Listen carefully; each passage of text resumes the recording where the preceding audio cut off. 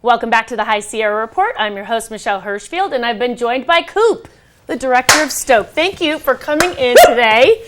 So we've been talking about El Nino. We know that it is here. Now we're just going to wait for the storms to come in, but we're all really, it's going to happen, right? We're going to get some great storms. Definitely. We're definitely excited about it. You know, I was just back in Breckenridge with Weather Channel and Jim Cantori, and we were looking at, you know, we're working on with Big Blue, and we're just kind of looking at those different scenarios, and that's what we were just talking about. It's not that if it's going to happen, the water is warm. And we're definitely going to see some connectivity. But you know as well, we just talked about that, those Gulf of Alaska lows have to connect with the jet stream, and Mother Nature has to deliver. If that all happens and it all goes down, it is going to be a ripping winter. Awesome. And you have the gear to handle it. Is there new stuff out for the 2015-2016 season? Yeah, there's new gear for sure. You know, in each and every year in the ski industry, snowboard industry as well, everybody knows that snowboarding is just as technical as skiing is. The manufacturers are all trying to improve with boots, on fit, on comfort, on warmth, on the ability to hike with it. Tahoe's known for a lot of backcountry, so we would definitely want to have walk modes on that. And definitely in the ski side as well, women's ski specific, unbelievable stuff out there. Rocker has kind of calmed itself down a little bit so they don't look like giant bananas anymore. You can still, especially after last winter, right? 124 inches at the summit. Oh my God, if we get 600, it's going to be awesome.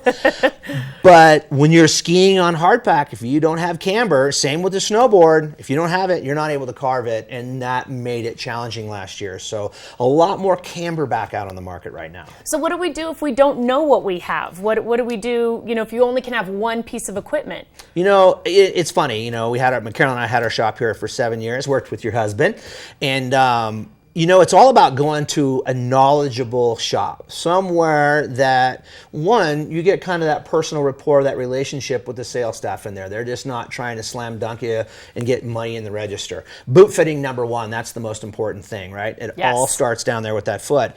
Finding that boot fitter that, one, takes a look at your foot, does that little assessment with you, talks about it, looks at your arch. Maybe you have a flat arch, maybe you have a high arch, maybe you have a big wide Fred Flintstone foot, or like mine, a little bit more narrow, and then starts addressing and asking your skiing style or snowboarding style, what do you like to do? You get to know their name. You get to spend some time with them, and you should. You shouldn't just buy a boot like that. It should take a few hours. Try before you buy? Exactly. Yeah. You know, definitely want to get it on your foot. Definitely want to walk around. You also want to talk about a footbed. It's super important. Our body and our skeletal structure is important to skiing. If you're off, or if you're, you know, kilted like this, you're never going to be able to ride correctly or ski correctly. So definitely start with the footbed, look at the boot, take your time.